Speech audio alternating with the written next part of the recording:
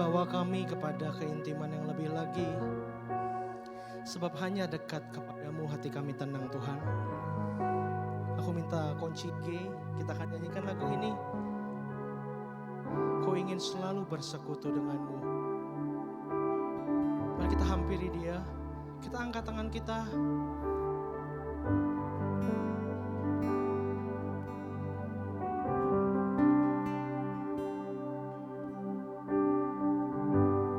Kita akan hanya dekat Allahku.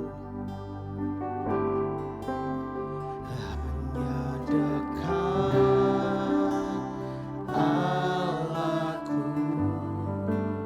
rasa tenang hati. Kau sertai jalanku Tuhan. Kau sertai jalan Sepanjang hidup kami, sepanjang hidupku, hanya dekat padamu Tuhan, ada kekuatan yang baru. Dan hanya dekat padamu, dan ada kekuatan. Engkaulah perlindungan kami dan kota benteng. Kami bersembunyi dalam sayap Sang Kuasa, dan Engkau keselamatanku. Kita panggil dia dengan lembut. Katakan, ku ingin selalu bersekutu denganmu. Ku ingin selalu bersekutu. Come Holy Spirit, menikmati hadiratmu. Biarkan rohmu tinggal dalam hidupku. Sungguh indah kita katakan hanya dekat Allahku selamanya. Mari kita hampiri tahtanya lebih dekat lagi. Kita panggil Bapa, kami rindu kepadamu. Hanya dekat Allahku. Hanya dekat Allahku, rasa hati. Kau sertai jalanku Tuhan. Sepanjang hidup kami tak takut bahaya. Sepanjang hidup hanya dekat padamu ada kekuatan yang baru Tuhan. Hanya dekat padamu ada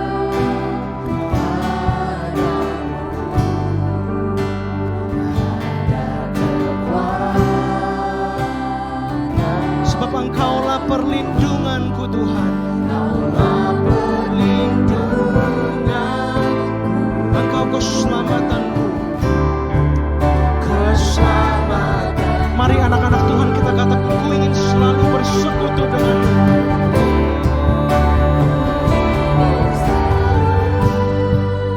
Bersekutu dengan, kami mau menikmati hadirat-Mu.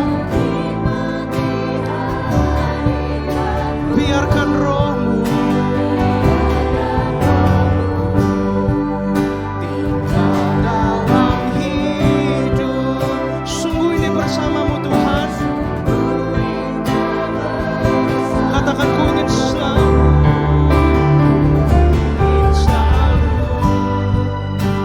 bersekutu dengan.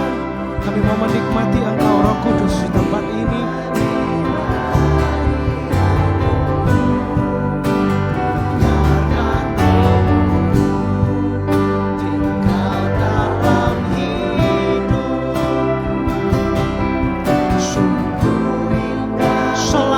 Tuhan selamanya. Lebih sungguh lagi kita mendekat sama dia. Kita katakan, ku ingin selalu bersekutu denganmu. Ku ingin selalu. Your church loves you, Holy Spirit. Dengan kami mau menikmati Engkau. Jangan ambil rohmu dari kami Tuhan. Biarkan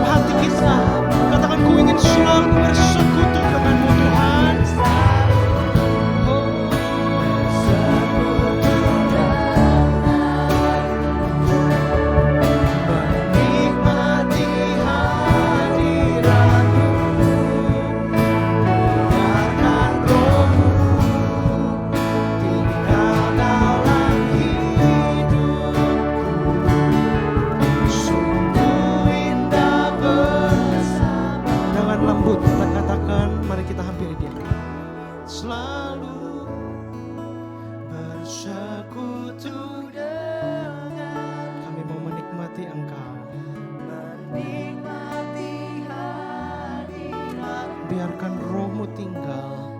Biarkan Roh-Mu Tinggal dalam hidupku, sungguh indah bersamamu selamanya Tuhan, selamanya. Hanya piano yang menyembah Tuhan.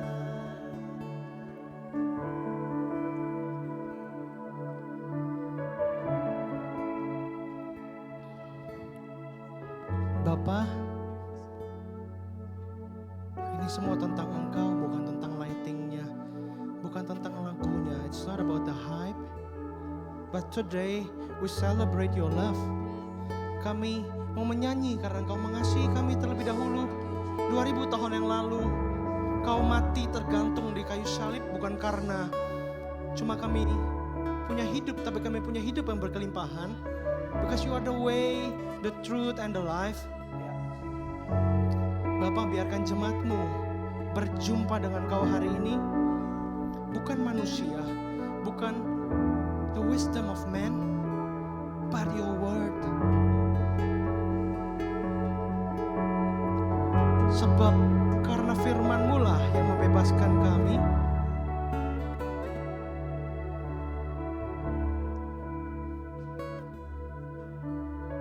And by your stripes, we are healed today. And I take authority over every sickness today. Pilek, batuk, panas. I speak healing in Jesus' name right now. And you're gonna testify that He is a good God. He's a good, good Father. Come on, church.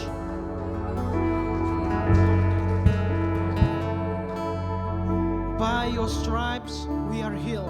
Karena bilur-bilur-Mu Tuhan kami sembuh. Bukan hanya sembuh secara fisik, tapi hati yang terluka hari ini Engkau sembuhkan. Tapi ada jiwa yang terbelenggu Engkau bebaskan. Karena Engkau mampu dan Engkau sanggup. Bapa, bahwa kami mendekat, mendengar isi hati-Mu hari ini, kami siap mendengar firman-Mu. Di dalam nama Yesus, semua yang percaya katakan amin. Boleh kasih tos kanan kiri bilang, welcome home, Jesus loves you. Welcome home, Jesus loves you. Welcome home, Jesus loves you. Welcome home, Jesus loves you.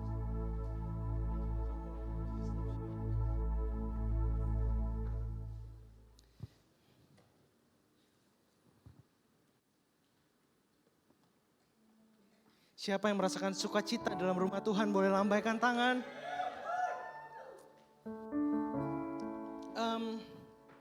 Hari ini adalah hari Minggu yang terakhir kita beribadah di sini. Minggu depan kita akan ke tempat yang baru. Siapa yang semangat boleh lambaikan tangan. God is good, Tuhan itu baik. Tapi aku mau really encourage the young generation. It's not about the lights, it's not about the hypes, it's not about the beats. Karena Paulus memuji Tuhan di dalam tangan dan kakinya yang dibelenggu. Sebab memuji Tuhan tidak ada kaitannya dengan apa yang sedang kita alami. Tapi memuji Tuhan adalah aku mau memuji Tuhan sekalipun aku tidak baik. Aku mau memuji Tuhan sekalipun I don't feel like it. Aku gak ingin memuji Tuhan, tapi waktu aku datang ke rumahmu, there is joy, there is peace, there is hope in your presence. Dan disitulah kenapa kita harus memuji Tuhan. Bukan karena kita lagi di season melo-melo lalu kita jadi, udah worship aja, kayaknya aku gak pengen muji Tuhan. Kayaknya kalau di rumah Tuhan kita worship aja lah. Praise adalah merupakan sesuatu yang dulu bagiku adalah hal yang biasa. Tapi ketika aku mengerti bahwa memuji itu adalah juga penyembahan kita. Memuji namanya sacrifice of praise. Ketika kita memuji, keadaan kita gak baik, itu ada sacrifice yang kita naikkan Tuhan. Sekalipun pohon ara tidak berbuah. Dan tanaman yang kutabur itu tidak bertunas, tidak menghasilkan buah, tidak menghasilkan apa-apa. Aku tetap akan memuji Engkau karena Engkau Allah yang setia. That is the power of praise. Jangan tunggu disembuhkan Tuhan dulu baru praise. Praise sebelum kamu disembuhkan Tuhan. Sekalipun gak disembuhkan Tuhan, aku tetap memuji Tuhan karena aku tahu Engkau Allah yang setia. Engkau Allah yang setia dan benar. Dan firman hari ini, it's not easy. Aku pun juga kaget waktu dengar judul ini. God is not everybody's best friend. Boleh bilang, God is not everybody's best friend. 1, 2, 3. Kurang kencang. 1, 2, 3.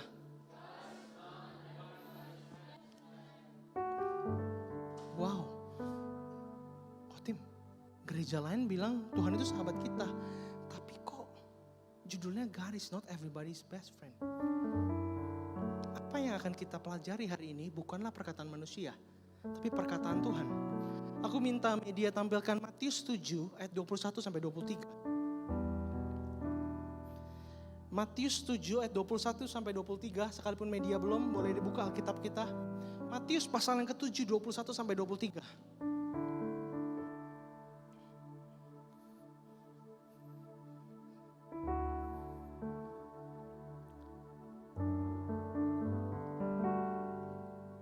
Matius 7 21 sampai 23 aku akan bacakan, kalian boleh scanning mungkin di layar maupun di handphone kalian.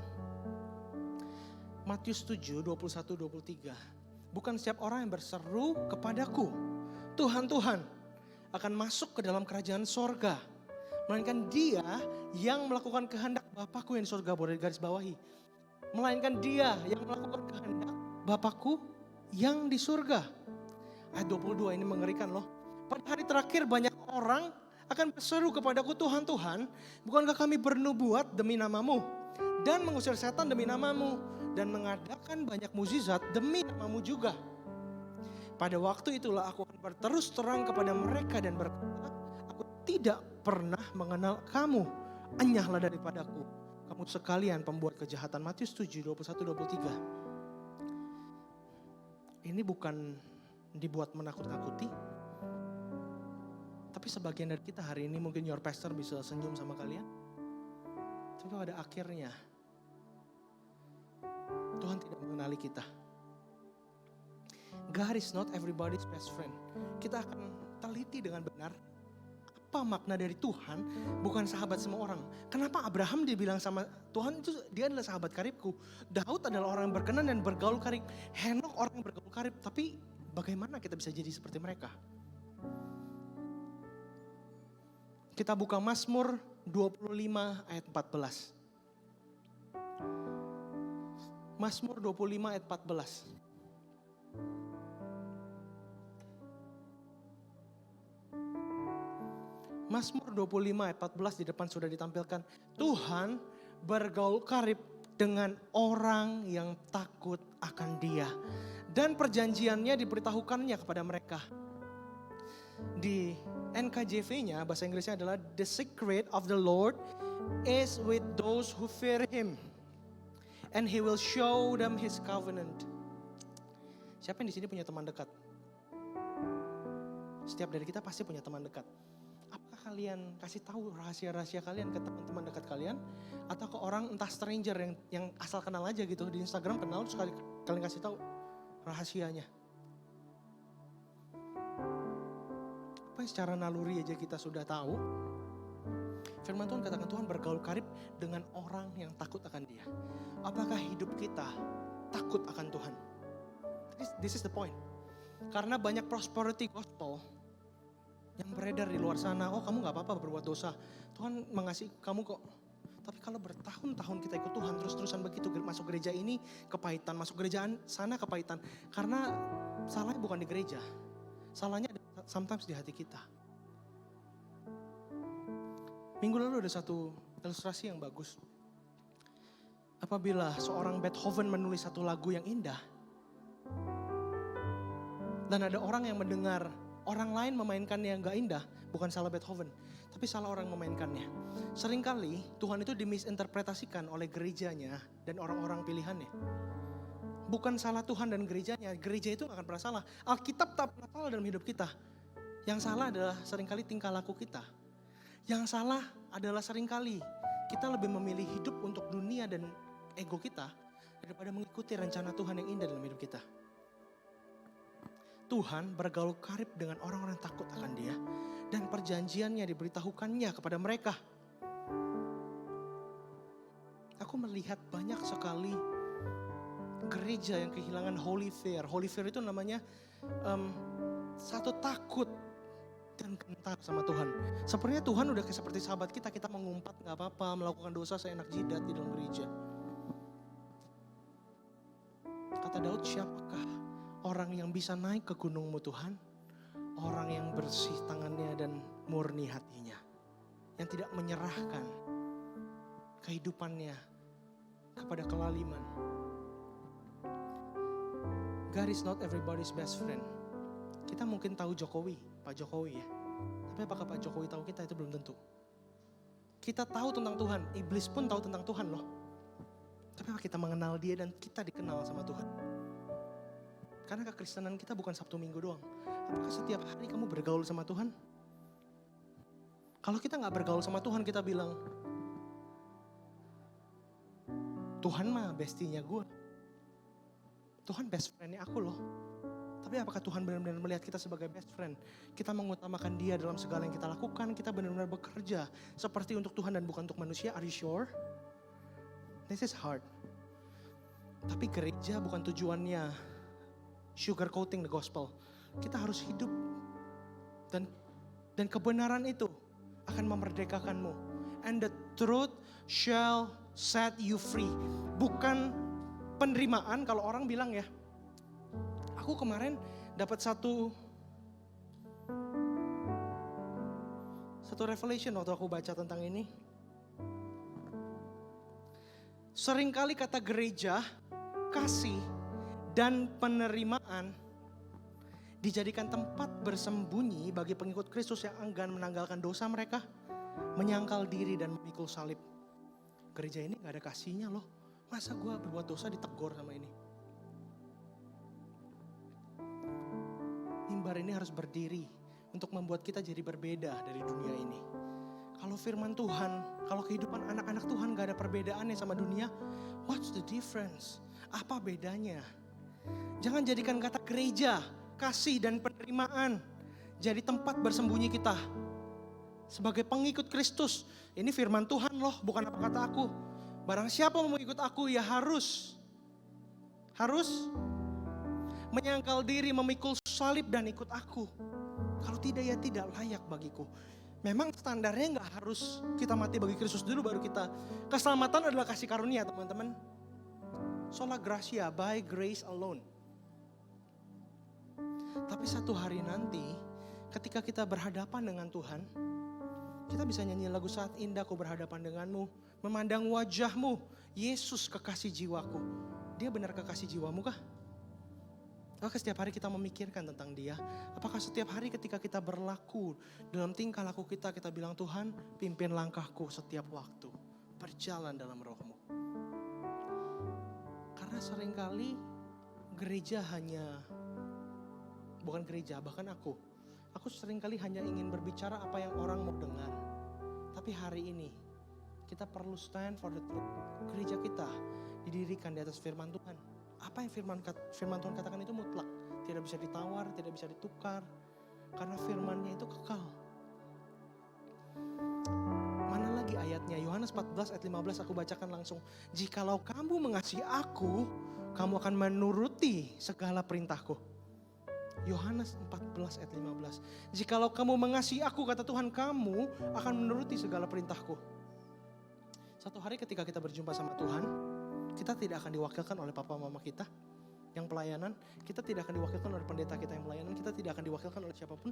Kita akan bertemu dengan Tuhan satu lawan satu, muka dengan muka, mata dengan mata, hati dengan hati.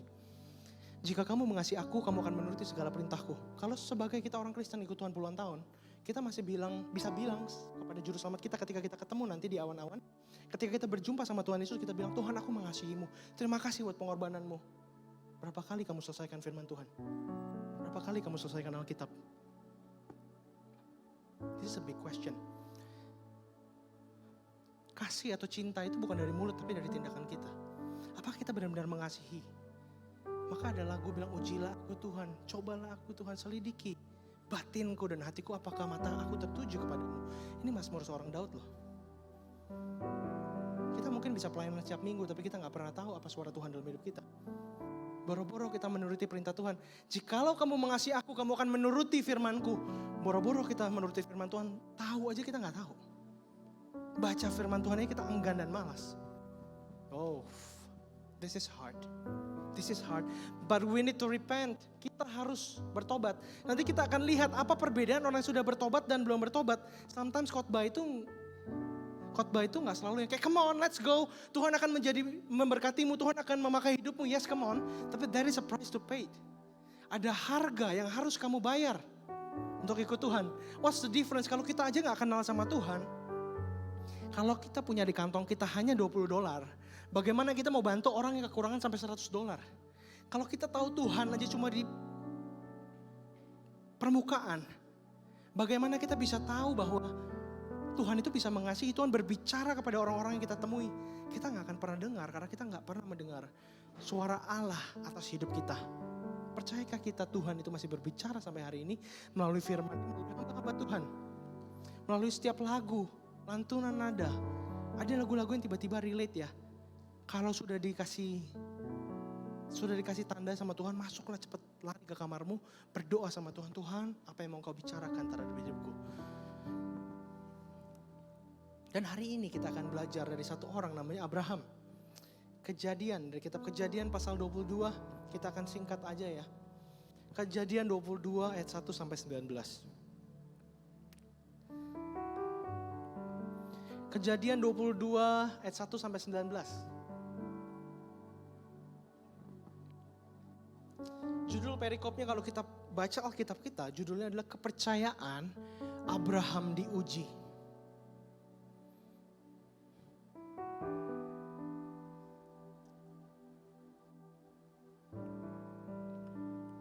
Kita akan baca dari ayat 1 sampai 19. Aku undang kita untuk bangkit berdiri, kita akan baca dengan suara.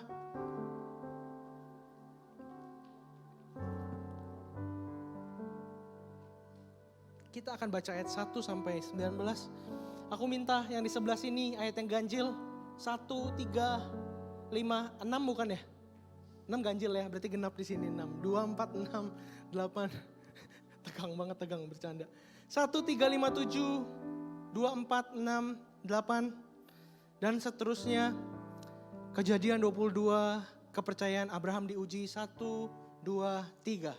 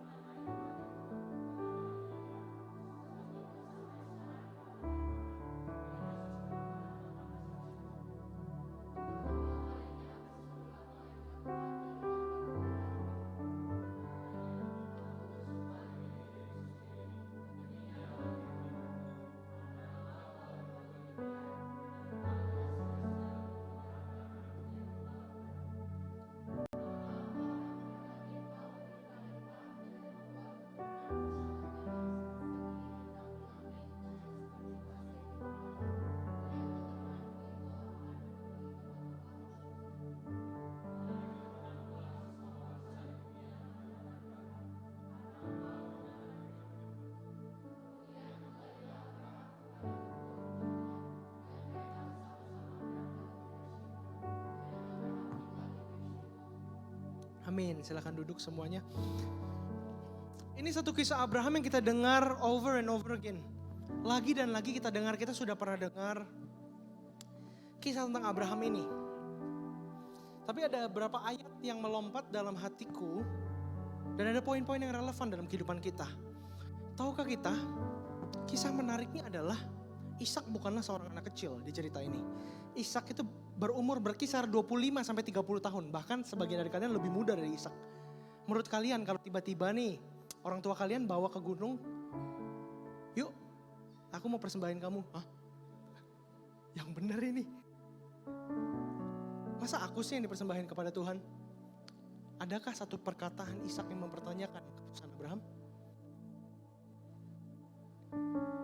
Tidak ada satu kalimat pun. Artinya iman Abraham dan kepercayaan Abraham sama Tuhan, Abraham bergaul karib. Apa yang dipupuk dalam hidup Ishak, Ishak juga bergaul karib sama Tuhan. Karena dia tahu kehendak Tuhan. Mungkin gak umur 25 tahun, 30 tahun anak ini tak bertanya sama orang tuanya kita mau kemana.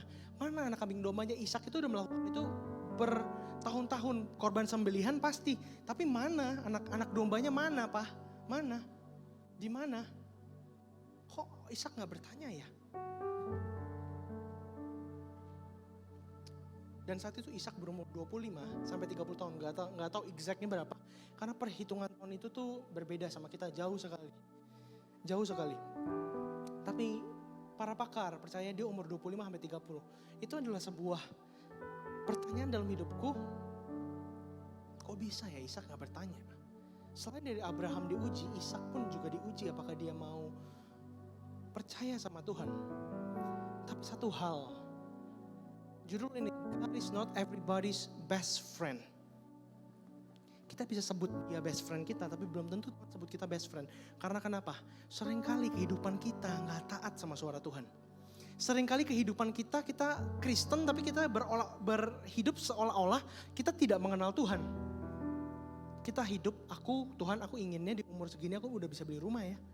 Aku inginnya di umur segini aku menikah, aku ingin di umur segini aku punya anak. Di umur segini aku pensiun. Di umur segini aku bisa bagikan orang tuaku. Di umur segini aku bisa A, B, C, dan D. Tapi apakah kita benar-benar bertanya sama Tuhan? Kalau kita kembali lagi dari khotbah-khotbah minggu lalu bahwa pengkhotbah 3, untuk segala sesuatu ada masa dan waktunya. Kita kembali ke khotbah-khotbah sebelumnya bahwa hidup ini hanyalah seperti sekam, kata Salomo, yang ditiup angin, yang hari ini ada besok gak ada.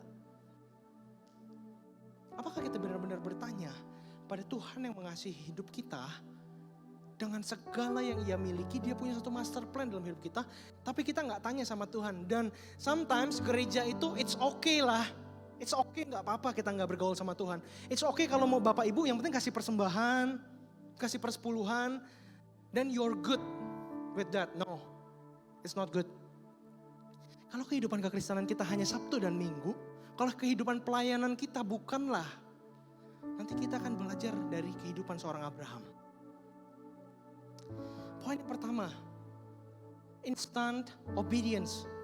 Keesokan harinya pagi-pagi bangunlah Abraham. Ia memasang pelana keledainya dan memanggil 2 orang bujangnya beserta Ishak, anaknya.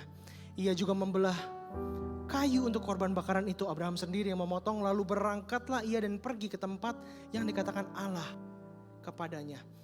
Ayat 1-2 Tuhan itu berbicara. Setelah semuanya itu Allah mencoba Abraham, ia berfirman kepadanya, Abraham. Lalu sautnya, ya Tuhan, kalau aku mungkin hari ini ya, Timothy, aku lagi main PlayStation mungkin kayak lagi main NBA. Mungkin kalau lagi dipanggil Brian, dia lagi main pingpong di belakang.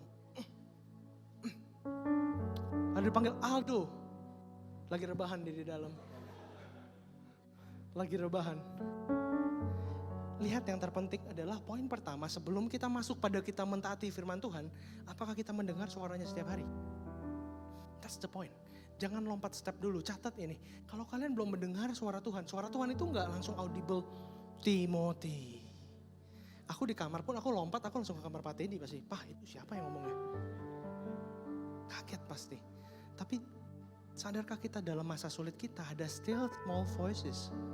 Dalam hati kita ada satu dorongan, itu bukan suara hati, itu suara Tuhan. itu bukan suara hati. Karena kita diciptakan untuk mendengar suara gembala agung kita. Karena kita diciptakan oleh dia, kita bisa mendengar suaranya. Kalau kamu mau sambungin iPhone dengan Samsung gak akan nyambung karena mereka beda pencipta. Tapi kalau kamu mau airdrop iPhone sama iPhone, kamu bisa. Ke Samsung gak mau connect satu sama lain pasti lebih mudah. Karena mereka ini similar, mereka ini sama dari company yang sama. Kalau kita berasal dari Tuhan, kalau kita disebut anak-anak Tuhan, apakah are you connected to the source? The question is that, are you connected to the source? Apakah kekristenan kita hari ini apa kata orang atau kata Tuhan? There is a big difference. Ada perbedaan.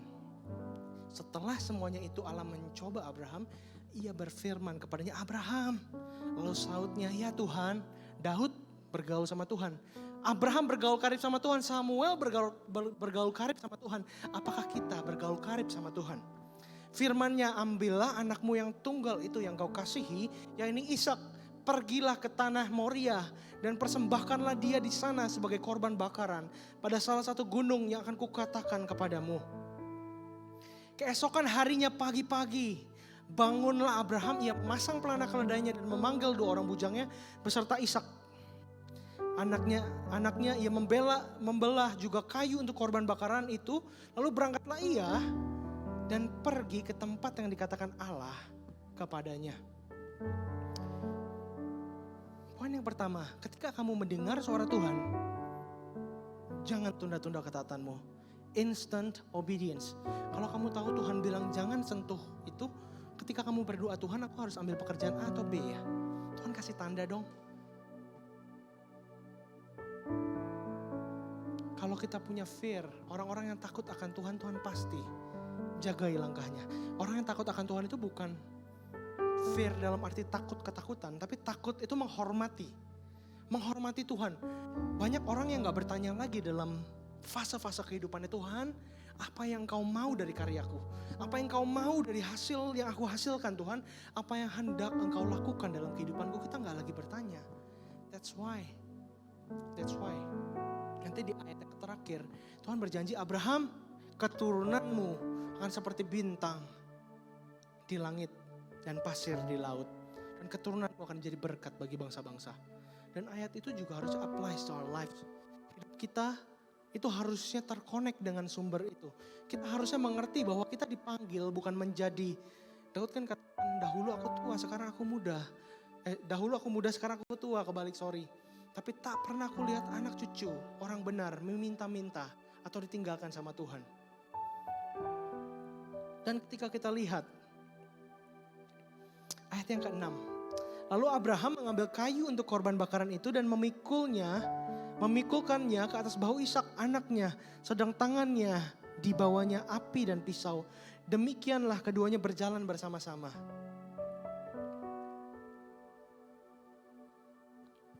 Ayat ini bukan sembarangan. Demikianlah keduanya berjalan bersama-sama. Ada ayat-ayat tertentu yang ditaruh disisip sama Tuhan dalam firman Tuhan. Ada yang namanya komentaris demi komentaris, yaitu para teolog itu mempelajari konteks Alkitab ini. Mereka ini berjalan bersama seperti yang biasa mereka lakukan. Artinya Allahnya Abraham adalah Allahnya Ishak. Ishak itu mengenal Allahnya Abraham. Jadi Allah Abraham, Allah Ishak dan Allah Yakub. Allah yang kita sembah bukanlah Allah dari pendeta ini. Allah dari pendeta B, pendeta C, pendeta D. Tapi Allahnya Timothy, Allahnya Grace, Allahnya Brian, Allah kita adalah Allah yang personal. Bahwa mereka berdua itu jalan bersama, dan ketika kita lihat obedience will cost you something. Waktu kita taat pasti ada sesuatu yang kita korbankan. Mimpi kita, angan-angan kita. Tuhan, tapi aku belum melihat jalanmu, tapi aku mau belajar percaya Tuhan. Aku percaya ketika aku memilih untuk melayanimu sekalipun sakit. Aku percaya sekalipun aku melayani dalam rumahmu, sekalipun orang bilang ngapain masa muda kasih ke gereja. Kamu cari uang yang banyak, gereja gak akan kasih kamu makan. Oh, itu bertebaran. Satu hari nanti di kekekalan Anda akan menyesal bahwa Anda tak melakukan yang cukup bagi Tuhan dan kerajaannya. Ternyata cinta Tuhan bertepuk sebelah tangan dalam hidup kita. Kita bisa cari cowok atau cewek pasangan kita. Tapi the one that set us free, orang yang memberikan segalanya dalam hidup kita, kita cuekin. Namanya adalah Tuhan Yesus. Lalu Abraham mengambil kayu untuk korban bakaran itu dan memikulnya ke atas bahu Ishak anaknya. Sedang di tangannya dibawanya api dan pisau. Demikianlah keduanya berjalan bersama-sama. Aku lompat ke ayat yang ke-8 ya. Sahut Abraham, Allah yang akan menyediakan anak domba untuk korban bakaran baginya anakku. Demikianlah keduanya berjalan bersama-sama. Kok bisa ada lagi ya ayatnya demikian. Demikianlah keduanya berjalan bersama-sama. Abraham dengan penuh kepercayaan. Abraham bilang, aku tahu Allahku tak akan mencelakakan aku. Aku kenal dia. Dia Allah yang baik. Apapun kondisiku, apapun yang Allah ambil dari hidupku, kata Ayub, Allah yang memberi, Allah yang mengambil. Terpujilah nama Tuhan. Dan Abraham saat itu dengan percaya Allah yang akan menyediakan. Allah yang akan menyediakan. Dan singkat cerita mereka itu naik. Dan perjalanan ini bukanlah hanya 1 jam 2 jam. Ini it takes a few days. Beberapa hari untuk naik ke Gunung Moria. Dan Abraham bawa anaknya ke atas, anaknya diikat di mezbah itu, diikat, dia sudah siap angkat pisaunya dan dia harus bunuh anaknya karena ini permintaan Tuhan. Dia harus bunuh anaknya. Tapi singkat cerita, ayat yang ke-11.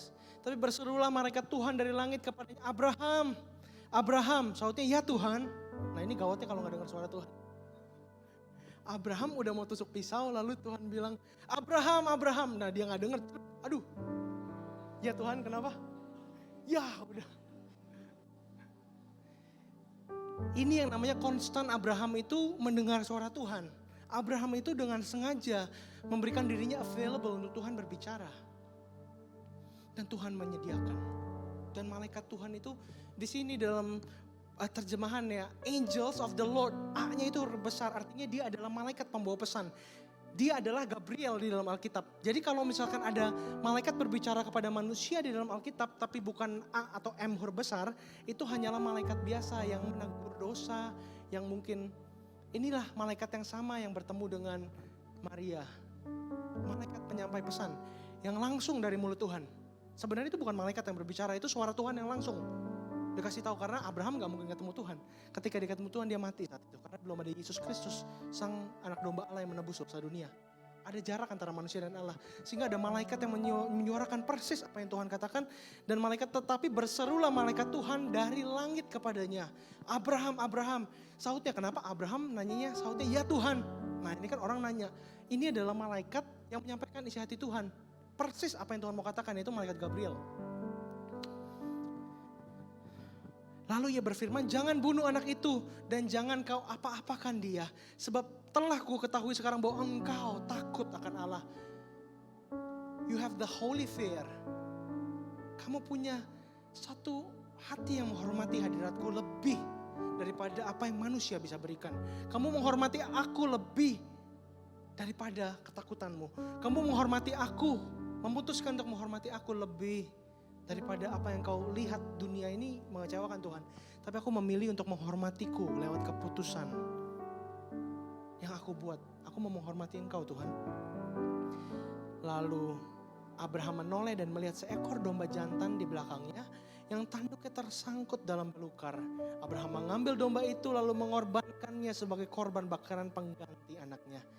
Dan Abraham menamai tempat itu Tuhan menyediakan. Ini Jireh, lagu Jireh ini dari kisah Abraham. Nama Jehovah Jireh itu pertama kali muncul dalam firman Tuhan dalam kisah Abraham ini. When you obey, ketika Tuhan itu bergaul karib dengan orang yang takut akan dia, perjanjiannya diberitahukan. The secret of the Lord diberitahukan kepada orang-orang yang bergaul karib dengan dia. Artinya Abraham ini bukan hanya menjadi berkat dari kisahnya, tapi kita tahu nih sekarang kita udah ada clue ketika kita serahkan sesuatu untuk Tuhan. Tuhan, aku serahkan masa depanku ya Tuhan, aku mau melayanimu, aku mau berikan hidupku. Dan di tempat itu yang sama Tuhan menyediakan. Kita bisa baca firman ini. Karena ketaatan kita, orang lain bisa belajar inspirasi bahwa Tuhan tidak pernah gagal, bahwa Tuhan melihat, Tuhan menilai, Tuhan membalaskan perbuatan setiap orang menurut perbuatannya. Dan ketika kita lihat di sini, ini ada satu fakta lagi yang sangat menarik. Dan Abraham menamai tempat itu Tuhan menyediakan. Sebab itu sampai sekarang dikatakan orang turun-temurun di atas gunung Tuhan akan disediakan.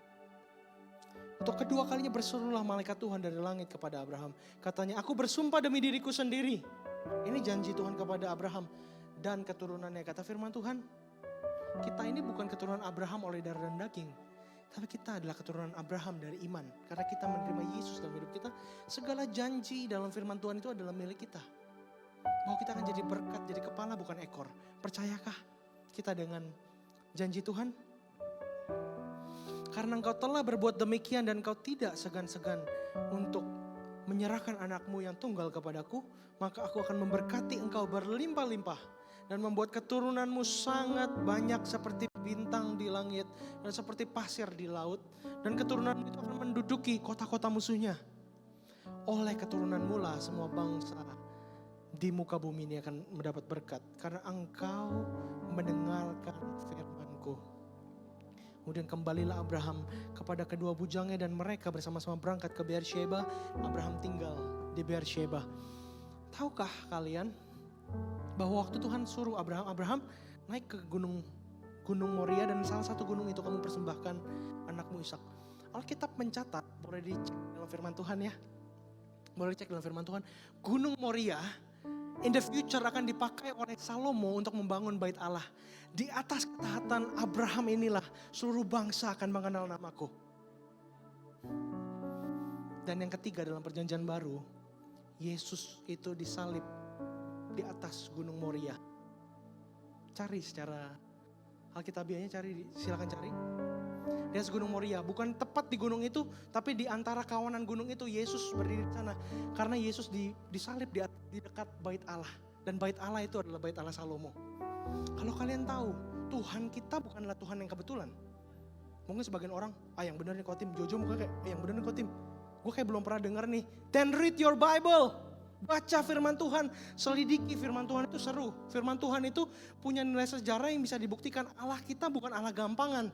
Allah kita bukan Allah yang ngarang-ngarang, bukan Allah murahan. Baca firman Tuhan and you shall live from it. Kamu akan hidup darinya. Allah kita bukan Allah yang sembarangan. Tahukah kita bait Allah Salomo itu didirikan di Bukit Moria?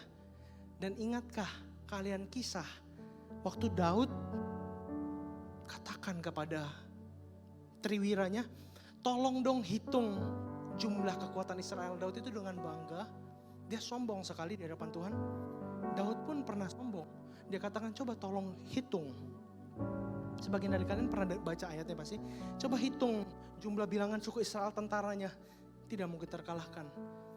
Lalu karena kesombongan Daud, karena dosa Daud, datanglah penyakit sampar atas bangsa itu. Tuhan katakan, Daud, kamu pilih. Kamu 3 bulan dikejar oleh musuhmu, atau 3 hari bangsa ini kena penyakit sampar. Dan Daud dengan kecut hati dia bilang, Tuhan jangan, aku udah capek sepanjang hidupku, aku dikejar oleh musuh-musuhku. 3 hari aja Tuhan, bangsa kami kena sampar. Ratusan ribu orang itu mati mengenaskan saat itu, kena penyakit sampar. Daud berdoa sama Tuhan, Daud menangis, dia sobekkan jubahnya, efod, baju dia menyembah Tuhan, dia datang, dia nggak makan, dia menangis sama Tuhan. Dan malaikat maut itu seperti mengulurkan pedangnya, penyakit sampar itu kena ke bangsa Israel, banyak yang mati karena kesalahan Daud.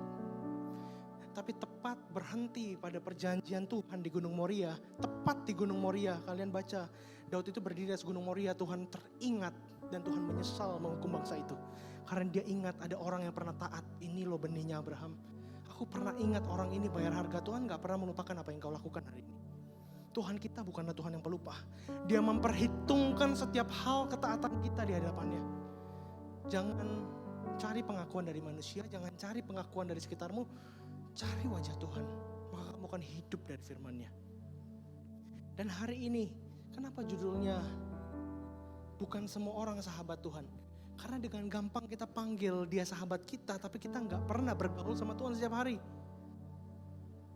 This message is for you. Would you repent? Maukah engkau bertobat dan bilang, Tuhan, aku mau libatkan engkau dalam segala hal yang aku lakukan. Aku gak mau lagi sebut engkau Tuhan yang jauh, tapi masuklah dalam hatiku, berbicaralah dalam hatiku. Dan ketika kita lakukan itu, satu hari nanti, ketika kita berjumpa sama Tuhan, kita gak ada yang kita sesali di bumi ini.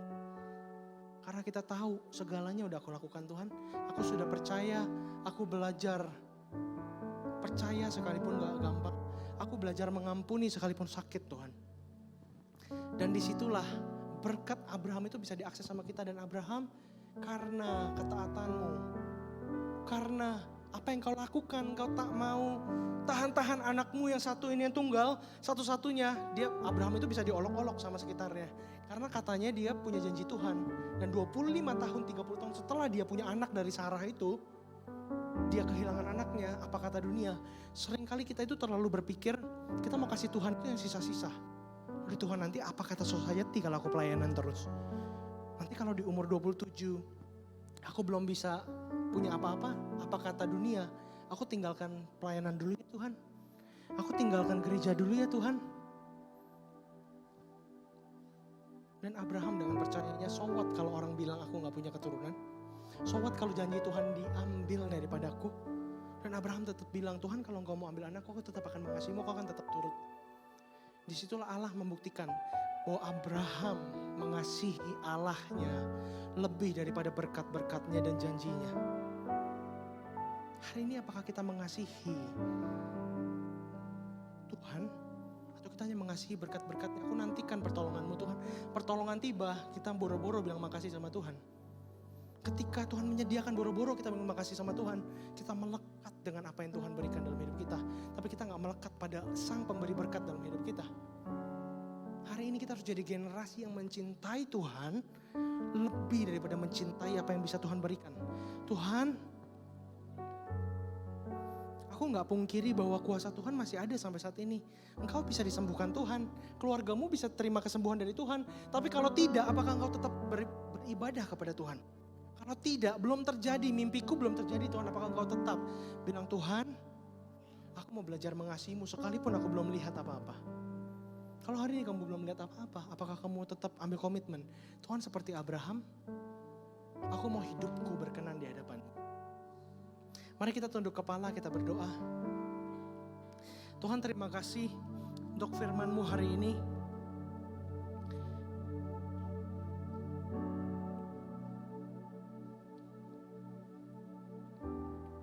Seperti Tuhan berbicara kepada Abraham, Tuhan minta Ishak dari Abraham, tapi Tuhan minta sesuatu dari hidupmu. Surrender your life to me. Serahkan hidupmu samaku, kata Tuhan. Mari kita bangkit berdiri.